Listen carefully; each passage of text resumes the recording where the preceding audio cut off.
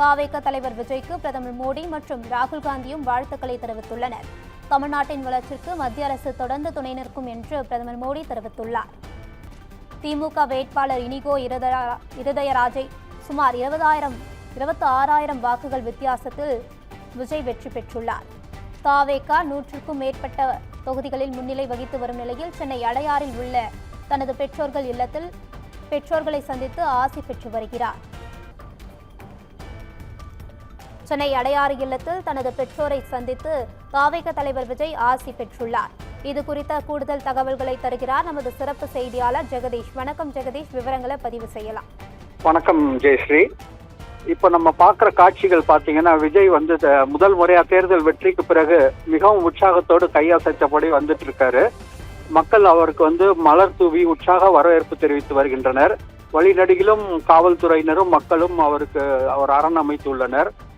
மிகப்பெரிய ஒரு வெற்றி, வரலாற்று வெற்றியை பெற்று முதல் முறையாக தனது பெற்றோரை சந்தித்து அந்த வெற்றியை கொண்டாட நினைத்து விஜய் வந்து அடையார் இல்லத்திற்கு வந்திருக்கிறார்.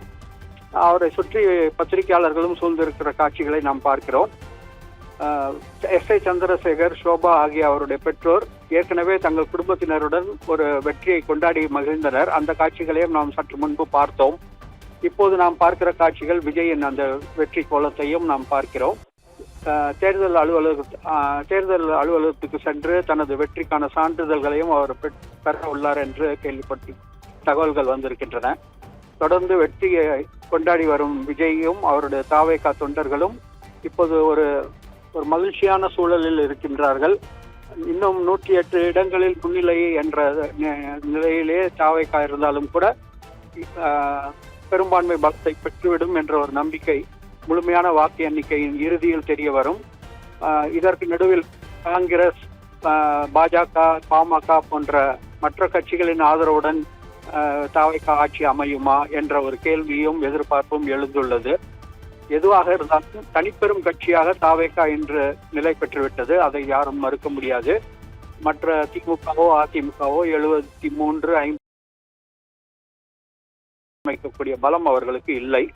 ஆக தனித்து ஆட்சி அமைக்கக்கூடிய ஒரே கட்சியாக இப்போது தாவேகா மட்டுமே உள்ளது. அந்த வெற்றியின் கொண்டாட்டம் விஜய் முகத்திலும் தெரிகிறது. ரசிகர்கள், அவருடைய தொண்டர்கள், அவருடைய பெற்றோர், அவருடைய குடும்பத்தினர் என்ற அனைவர் முகத்திலும் அந்த வெற்றியின் களிப்பை பார்க்க முடிகிறது. இந்த வெற்றி களிப்பின் இறுதி கட்ட வடிவம் நமக்கு காலை வரை தெரிய வரும். காலை முழுமையாக முடிவுகள் வெளியான பிறகு விஜய்க்கு எத்தனை இடங்கள் என்பதை பொறுத்து அவர் தனித்து ஆட்சி அமைப்பாரா, கூட்டணியை நாடுவாரா என்று கொண்டாட்டங்கள் இரவு முழுக்க தொடரும் என்று எதிர்பார்க்கிறோம்.